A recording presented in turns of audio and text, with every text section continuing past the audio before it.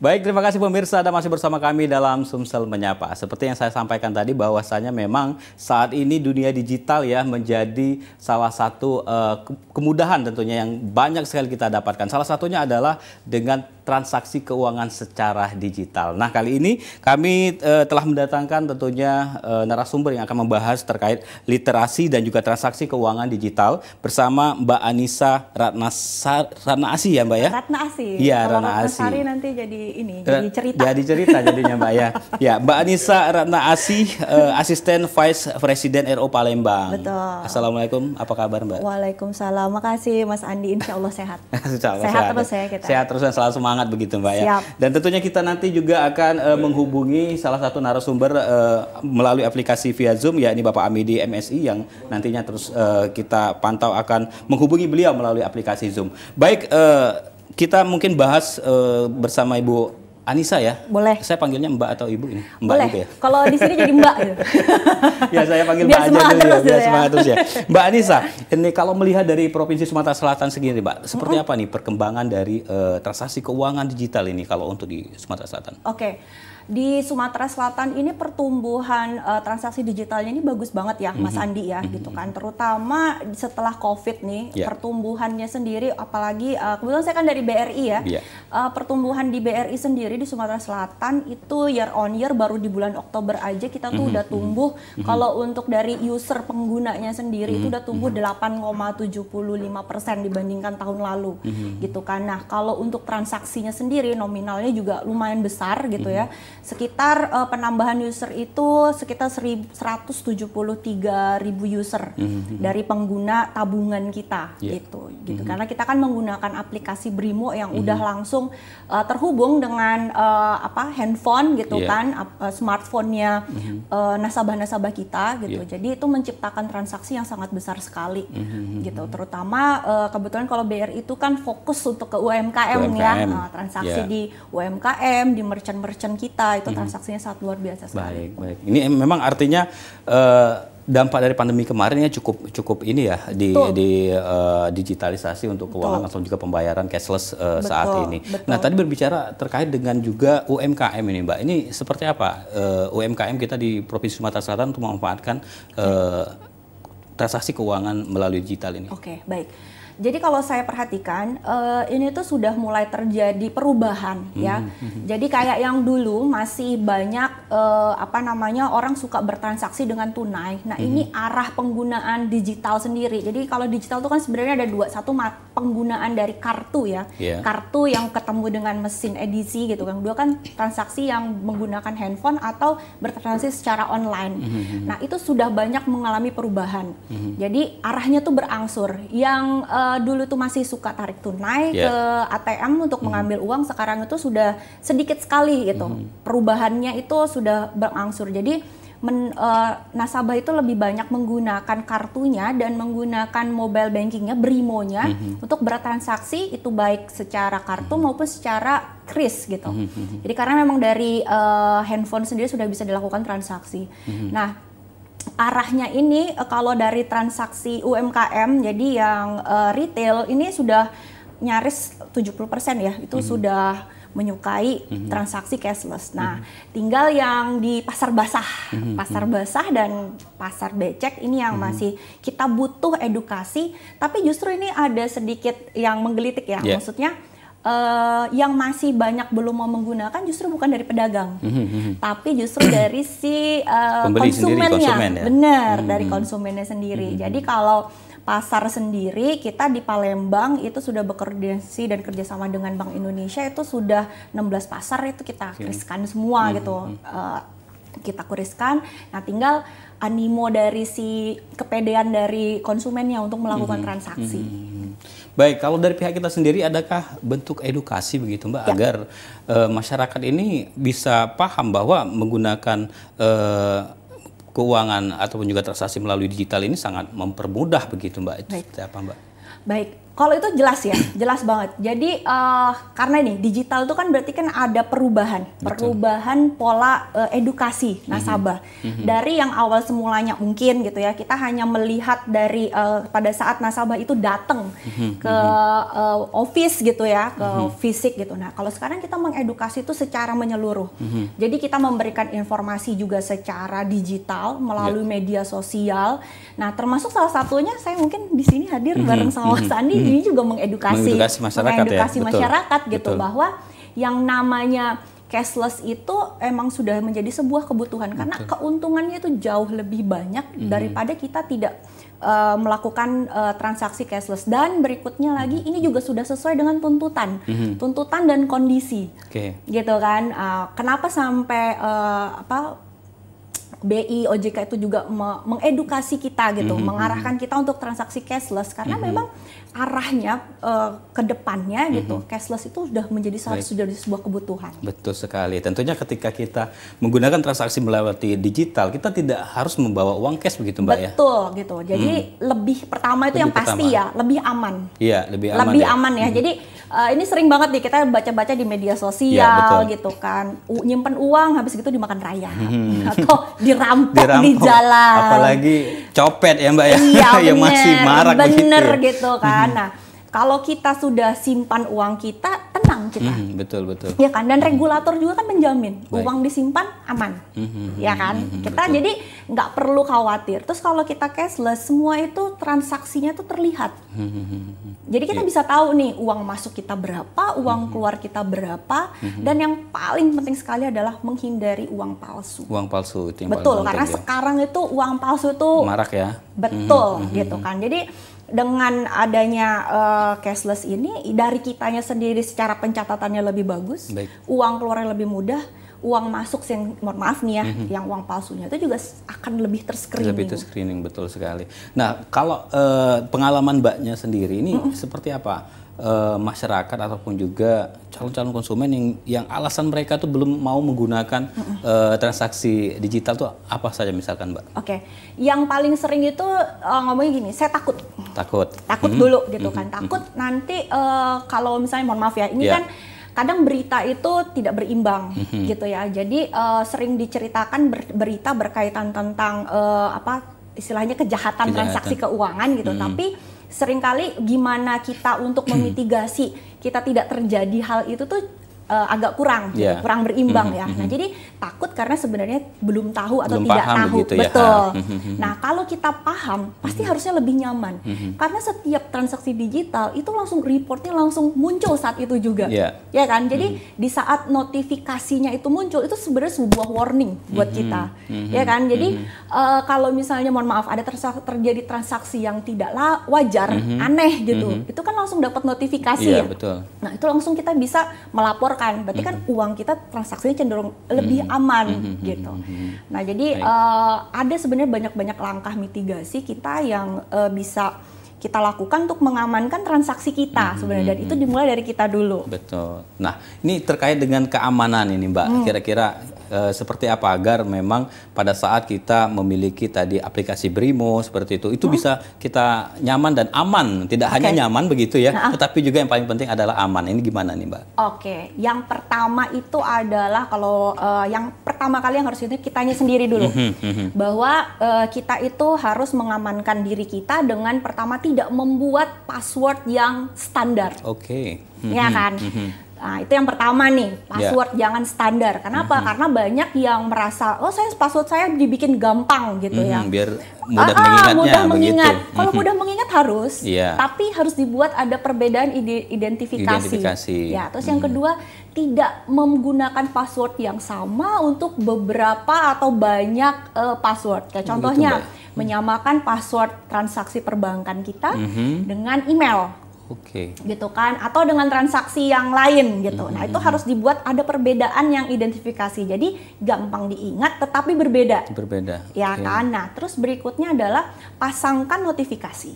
Nah, notifikasi ini bisa melalui email karena kan sekarang setiap handphone Android pasti kan langsung connect dengan email ya, gitu. Jadi notifikasi itu langsung dapat, berikutnya adalah dengan SMS. Sehingga apabila terjadi transaksi yang tidak wajar, atau kita di luar transaksi kita ya, yang kita lakukan begitu ya. Betul. Nah, terus yang berikutnya ini juga wajib banget gitu kan. Itu adalah mengingat, kita nggak harus hafal loh ya, mengingat nomor telepon kalau yang ada kondisi SOS, urgent lah ya. Urgent. Nah, kalau untuk aplikasi Brimo itu di Brimonya sendiri udah ada. Udah ada gitu. Jadi langsung bisa call kemana, misalnya ada transaksi aneh, nanti transaksinya langsung disuspend, membuat laporan gitu kan, mematikan kartunya ada. Nah, sebenarnya itu lebih mudah. Jadi kalau mohon maaf nih, kejadian ada hal-hal yang tidak diinginkan di waktu weekend atau tengah malam pun, kita udah bisa melakukan penyelamatan pada saat yang pertama saat itu juga. Jadi sebenarnya malah harusnya lebih nyaman dan aman dari buat kita sendiri. Baik, tentunya tahapan-tahapan apa saja yang nanti ketika misalkan terjadi hal yang tidak diinginkan begitu Mbak ya, dan kita harus mengantisipasinya dengan seperti apa, apalagi di aplikasi Brimo nanti bisa Mbak jelaskan, namun setelah jeda berikut tetaplah bersama kami pemirsa di Sumsel Menyapa.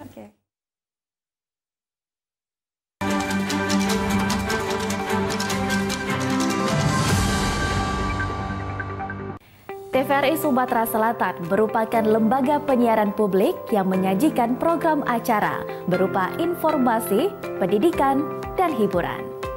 Memiliki coverage area yang sangat luas, TVRI Sumatera Selatan dapat Anda saksikan melalui aplikasi TVRI Klik, aplikasi Intek, satelit Telkom 4 dan satelit Merah Putih, serta live streaming YouTube TVRI Sumsel. TVRI Sumatera Selatan mengajak Anda untuk berkolaborasi melalui kerjasama siaran dan kerjasama non-siaran. Kerjasama siaran meliputi advertorial, iklan komersil, iklan layanan masyarakat, full telop, serta running text. Siaran program berupa talk show, feature, budaya, dan hiburan musik. Kerjasama non-siaran meliputi MUX untuk siaran digital. Bagi Anda yang ingin bekerja sama, silakan hubungi bagian pengembangan usaha dan promo TVRI Sumatera Selatan.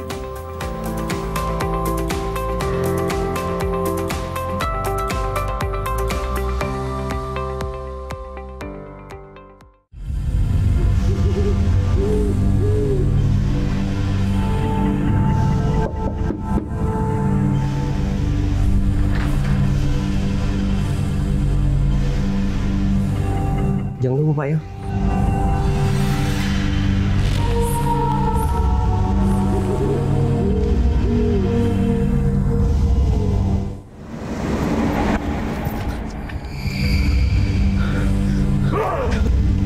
Rasoilah kau.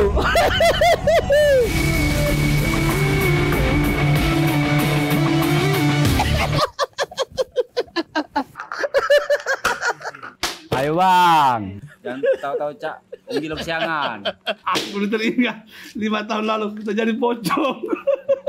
Iya nih ande udah itu perit. Caknya tahun ini tempat kita ini lah aman dari serangan pajar. Tidak Pak RT. Iya nian, jangan biar ke RT kita nih masuk serangan pajar tuh. Jingoannya bae lemak, 5 tahun saro. Iya bang, nah, tahun depannya dia apa? Aku udah jadi kuntilanak. Cocok kau jadi kuntilanak. Mas Kamer saya sudah jadi anaknya nih yang kuntilanak kau. Cocok kau jadi kuntilanak.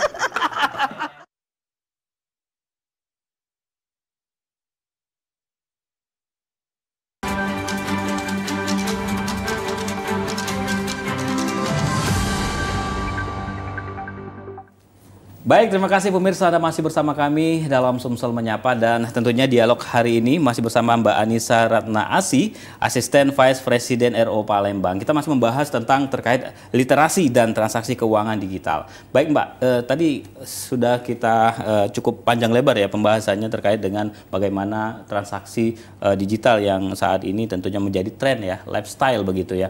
Nah, tadi saya sampaikan bagaimana tahapan-tahapan Mbak ketika misalkan ada transaksi yang yang mencurigakan begitu Mbak. Bisa dijelaskan Mbak? Oke, baik. Jadi kalau misalnya kita itu merasa tidak melakukan satu transaksi ya, Betul. misalnya tidak melakukan transfer, tidak melakukan suatu pembelanjaan Iya. gitu kan. Nah, kalau kita sudah mengaktifkan internet banking kita pasti kan ada Ada notifikasi, betul. Nah, begitu ada notifikasi, hal yang pertama kali kita perlu lakukan gitu. Kalau misalnya di Brimo itu kan ada nomor telepon call center Ya. 150017. Itu bisa ditelepon tanpa kita punya pulsa. Betul. Gitu ya. Jadi kita langsung bisa melakukan laporan ada transaksi mencurigakan. Nah, rekening kita yang terjadi itu bisa di-froze seperti dahulu. Sehingga itu akan mengamankan rekening kita, dananya tidak keluar selama 1x24 jam. Iya. Nah, setelah itu kita bisa melakukan datang ke pihak yang berwajib gitu kan untuk membuat surat laporan dan kita datang ke unit kerja terdekat supaya kita itu bisa bank itu bisa melakukan langkah-langkah selanjutnya. Langkah-langkah selanjutnya itu adalah melakukan sesuai dengan hal-hal yang sudah diatur, gitu kan. Jadi itu adalah suatu bukti pelaporan supaya kita bisa menindaklanjuti, gitu. Jadi nanti si rekening, mohon maaf nih ya, yang kalau memang ini transaksinya memang tidak dilakukan ya kita akan lakukan sesuai dengan prosedur. Seperti itu. Baik, tentunya dari kita sendiri dulu ya Mbak ya untuk bagaimana kita melakukan transaksi dan juga tentu ada pengamanan dari pihak perbankan notifikasi baik itu lewat email ataupun juga lewat SMS begitu ya. Baik, kita juga nanti akan menghubungi salah satu narasumber kami melalui aplikasi Zoom yakni Bapak Amidi MSI, pengamat ekonomi dari Universitas Muhammadiyah Palembang. Apakah sudah terhubung? Halo? Halo Mas. Baik, halo, assalamualaikum. Selamat siang Pak Amidi, apa kabar nih Pak? Betul. Waalaikumsalam warahmatullahi wabarakatuh. Terima kasih sudah bisa bergabung tentunya via Zoom ya, Pak Amidi. Baik Pak, kita hari ini membahas terkait literasi dan juga transaksi keuangan digital ini Pak. Nah, kalau dari kacamata seorang pengamat ekonomi tentunya di Provinsi Sumatera Selatan, seperti apa nih Pak kira-kira perkembangan tentunya dari transaksi digital di Kota Palembang dan tentunya dampak apa yang didapatkan ini Pak? Maaf tadi Mbak siapa tadi? Mbak Anissa. Saya Anissa Bapak, salam kenal Bapak. Selamat siang. Siang, sehat Pak? Alhamdulillah saya kebetulan masih di luar kota nih. Oke. Oh ya oke. Lagi di ruangan terbuka dan saya memakai HP nih Mbak Anissa. Siap Pak.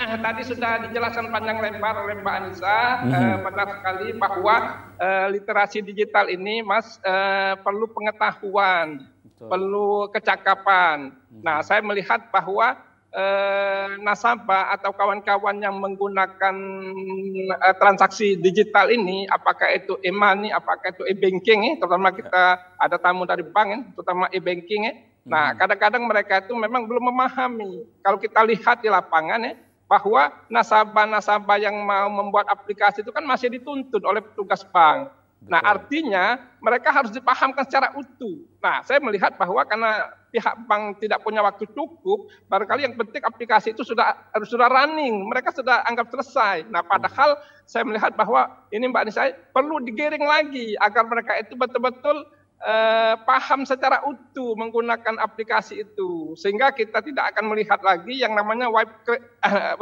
collar crime atau kejahatan kera putih ini mencari peluang di celah-celah orang-orang yang tidak memahami literasi digital ini Mbak Nisa. Nah, saya melihatnya seperti itu. Nah, untuk itu barangkali kawan-kawan di pihak perbankan atau kawan-kawan yang menggunakan transaksi digital ini harus betul-betul mengayomi nasabah atau mengayomi konsumennya agar konsumen itu tidak terjadi peluang-peluang kejahatan yang akan dilakukan oleh orang yang tidak bertanggung jawab ini Mas. Baik, Pak Amidi, kalau Bapak melihatnya sendiri ini pertumbuhan ekonomi dengan adanya cashless ataupun juga tentunya transaksi via digital ini seperti apa menurut Bapak nih Pak? Oh wow, ini luar biasa nih Mas, luar biasa. Kita kenal dengan bisnis online, bisnis digital, bisnis menggunakan media internet. Ini luar biasa. Dengan adanya pandemi kemarin, kita ditempa, kita diberi hikmah untuk bisa menggunakan media digital ini secara maksimal. Apakah itu internet, apakah media-media yang lainnya. Nah, dengan adanya bisnis secara online atau digital ini, Bahkan justru bisnis konvensional ini akan tergeser. Nah, saya melihat bahwa kemajuan atau pertumbuhan bisnis di bidang digital ini luar biasa. Kita tidak heran orang bisa makan sambil di ruangan saja, atau cukup memesan saja, cukup memencet tombol HP-nya tidak.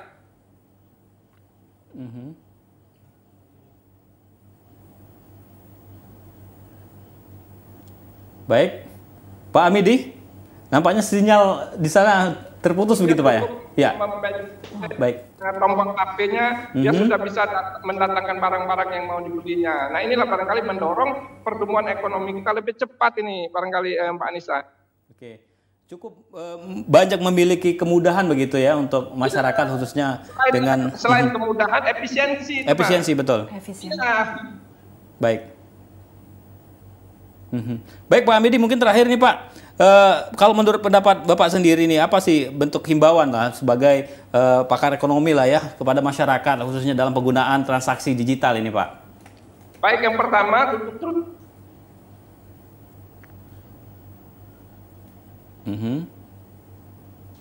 aplikasi yang masuk, misalnya yang pengiriman APK lewat WhatsApp berupa undangan, nah itu harus betul-betul kita lihat. Kalau itu tidak kita buka, jangan kita layani. Itu yang pertama. Kemudian yang kedua, kita pastikan bahwa biodata atau identitas kita harus betul-betul rahasia. Apakah itu nama ibu kandung, apakah itu alamat, apakah itu PIN, apakah itu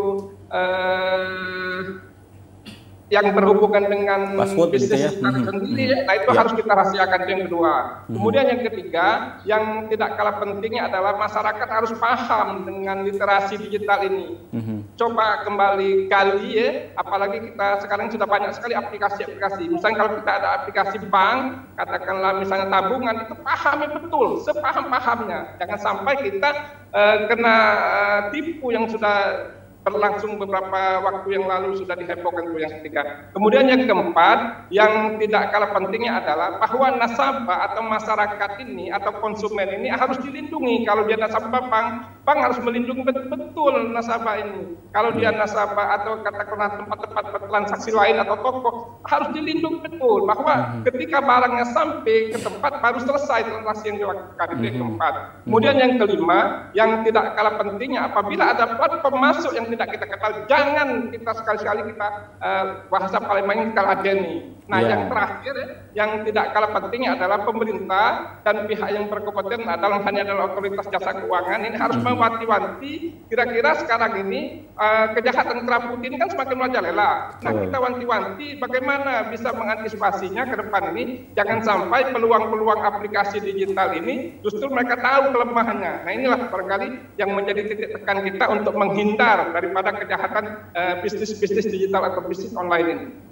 Baik, ini sangat luar biasa sekali tentunya, ini bentuk himbauan ya, agar memang masyarakat ini perlu diedukasi ya, artinya literasi terkait dengan seperti apa penggunaan dari transaksi keuangan digital yang tentunya banyak sekali kemudahan-kemudahan yang didapat di era digital saat ini tentunya Pak ya. Baik, terima kasih tentunya kepada Pak Amidi MSI, pengamat ekonomi dari Universitas Muhammadiyah Palembang, juga telah menyempatkan waktu melalui aplikasi Zoom. Terima kasih Bapak.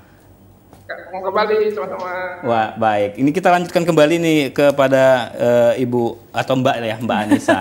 Mbak, dari apa yang telah disampaikan tadi dari Pak Amidi selaku pengamat ekonomi ya, ini nampaknya memang betul-betul apa yang Mbak sampaikan tadi ya sangat sinkron begitu Mbak ya. Dan juga beliau juga memberikan himbauan-himbauan begitu kepada masyarakat dalam penggunaan transaksi digital ini. Dari tanggapan Mbak sendiri seperti apa Mbak kira-kira Mbak? Ya, sepakat sama gitu kan. Jadi sebenarnya tadi yang Bapak Amidi informasikan bahwa kita harus melakukan edukasi. Betul. Edukasi itu pun kami lakukan dari proses baik dari proses pembukaannya gitu kan, dan bahkan kalau aplikasi internet banking ini sendiri pun dibuka, itu kan sebenarnya ada syarat ketentuan dan tata cara yang sebenarnya itu kita harus lakukan ya. Kita harus baca. Nah, ini yang bukan teman-teman, dalam artian masyarakat itu pada saat kita mau melakukan sesuatu itu dibaca dulu aturannya, tata caranya gitu. Bahkan di aplikasi itu pun apabila sudah diinstal, sudah ini kan ada di bagian pengaturan. Sehingga kalau misalnya kita itu kasarannya lupa, kita bisa baca-baca di sana.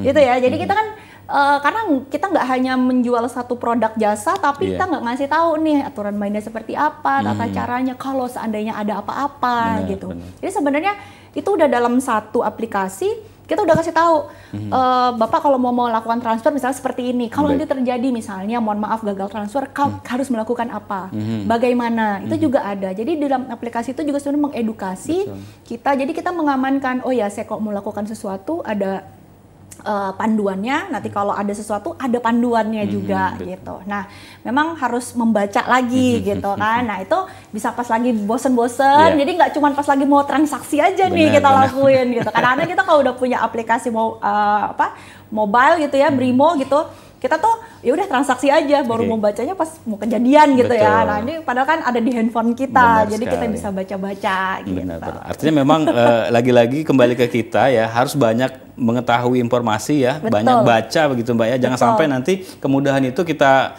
pakai pada saat transaksi saja, tetapi kita tidak tahu nih sebetulnya seperti apa sih. Kita harus tentunya mewaspadai begitu ya, terkait dengan mungkin hal-hal yang bisa terjadi. Nah, kalau dari kita sendiri Mbak, target sendiri untuk kawasan di Sumatera Selatan ini apakah sudah tercapai? Belum, pasti masih belum ya? Pasti belum. Jadi karena ya di Sumsel ini kan pemilik rekening kami itu kan 9 juta rekening. Nah, kartunya sendiri itu baru 3,5 juta yang aktif, gitu kan. Nah, Brimonya sendiri baru 800 ribuan yang aktif usernya. Nah, ini kan berarti yang lain sisanya masih belum ya, gitu. Nah, ini ada yang masih menunggu gitu, yang seperti tadi Pak Amidi bilang, saya masih belum yakin nih, saya belum mau gitu kan. Jadi saya masih mau bertransaksi dengan kartu aja, belum mau dengan Brimo gitu. Nah, tapi dengan harapannya sebenarnya masyarakat itu ini akan menjadi habit kok. Kayak kemarin kita COVID yang awalnya orang nggak ada online, nggak ada ini, dalam waktu sekejap itu langsung berubah kan. Nah, apalagi ini tertarik generasinya yang milenial dan Gen Z ini udah mulai menarik generasi yang ini. Jadi mohon maaf sekarang kakek-kakek nenek aja udah tahu, mulai. Saya kalau mau belanja ini gimana ya gitu ya. Pasti akan terbawa gitu. Nah, makanya ini yang edukasi, literasi gitu kan ke kitanya juga, salah satunya dengan ini ya, bagus nih gitu kan, nanti orang yang nonton udah tahu, oh saya harus gini gitu. Baik Mbak Anissa Rana Asih, tentunya makin banyak yang harusnya kita bahas ya, tetapi memang waktu membatasi kita. Terima kasih banyak atas kesediaannya untuk berada di studio TVRI Sumatera Selatan, dan tentunya kita berharap ini juga dapat mengedukasi dan juga menjadi literasi bagi masyarakat, bagaimana suka tidak suka ya, ini akan menjadi habit ya, seperti untuk penggunaan tentunya dari transaksi digital. Akhir kata tentunya saya ini Muhammad Said, mewakili kerabat kerja yang bertugas. Terima kasih atas perhatian dan kebersamaan Anda. Terus saksikan Sumsel Menyapa setiap hari Senin sampai dengan hari Jumat pada pukul 11.00 waktu Indonesia Barat. TVRI, media pemersatu bangsa. Sampai jumpa.